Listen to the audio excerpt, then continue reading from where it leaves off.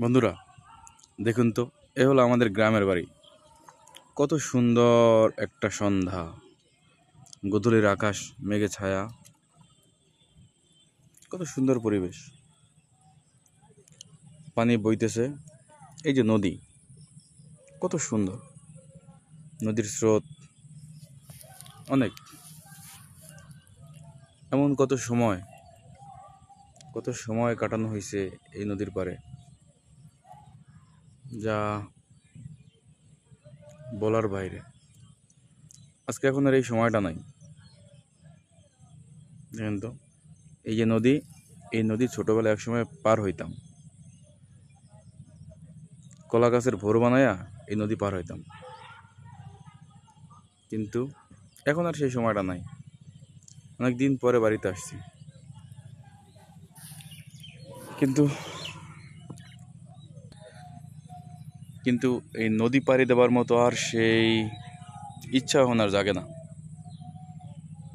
কতটা বড় হয়ে গেছি, দেখেন তো কত সুন্দর, কত বিশাল নদী। এই নদীর মাঝে কিন্তু ইলিশ মাছ পাওয়া যায়। কালকে ঢাকায় চলে যাব। এত সুন্দর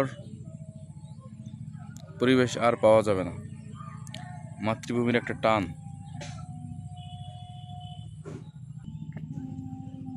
কত সুন্দর একটা পরিবেশ না? শীতল, সুন্দর, মনোরম, মুগ্ধকর একটা পরিবেশ। নদীর পাশের ঘাস, এই দুলফার উপরে আমাদের একটা ভিটার উপরে বসে আছি। কত অমায়িক। এই যে আমাদের সবজির বাগান, এই যে আমাদের গাছের কাঁঠাল, এগুলি রাখে আসলে আর যাইতে মন চায় না, কিন্তু কিছু করার নেই, যাওয়া লাগবেই।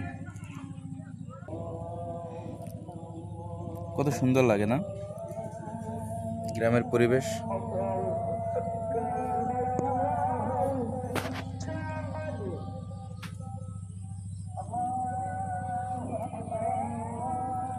অসাধারণ মায়াবী এই নদীর স্রোত, একদম ভরা নদী। অসম্ভব ভালো লাগার মতো একটা সিন। যতবারই নদীর পাড়ে আসি, অতবারই আর ফিরে যেতে মন চায় না। আবার কবে আসবো আল্লাহ ভালো জানে। অসাধারণ একটা ভিউ।